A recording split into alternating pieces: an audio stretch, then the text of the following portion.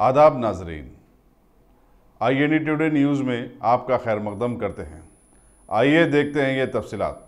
गुंडों और रौडी शीटरों को समाजी धारे में लाने और उनकी ज़िंदगियों को जराइम से पाक करने के मकसद से कमिश्नर पुलिस अंजनी कुमार ने आज गौशामल स्टेडियम में एक अनोखा प्रोग्राम परिवर्तन मुनक्किद किया, जिसमें साउथ जोन और वेस्ट जोन के deputy commissioners, assistant commissioners, inspectors और सब इंस्पेक्टरों के अलावा रौडी शीटरों ने भी शिरकत की।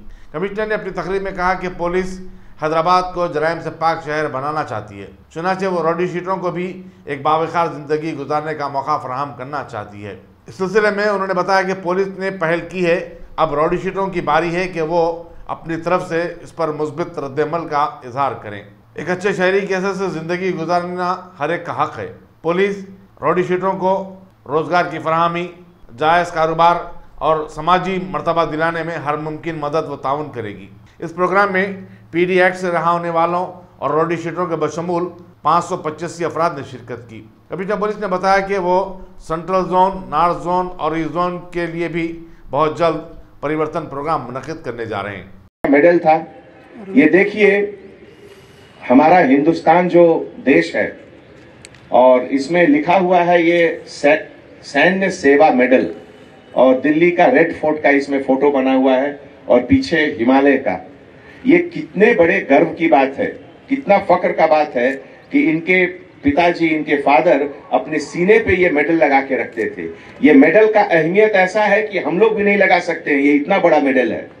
तो आज ये इसको लेकर आए, इसका मतलब कि ये अपने देश से कितनी मोहब्बत करते हैं, ये अपने देश से कितनी मोहब्बत करते हैं। और जो इंसान अपने देश से, अपने वतन से मोहब्बत करता है, वहां पर वो क्राइम और क्रिमिनल चीज को कैसे बढ़ावा देगा।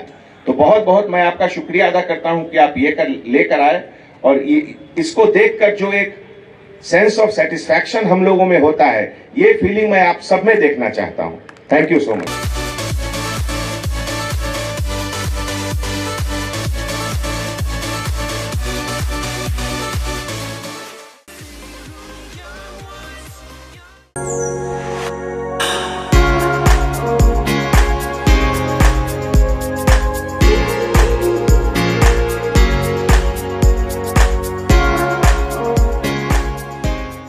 अगर आपने हमारे चैनल को सब्सक्राइब नहीं किया है तो आपको यहाँ सब्सक्राइब बटन दिख रहा है, उसे क्लिक करिए और सब्सक्राइब कीजिए और साथ ही साथ बेल आइकॉन को भी क्लिक करिएगा, जिससे कि आपको ताजा अपडेट मिलते रहें।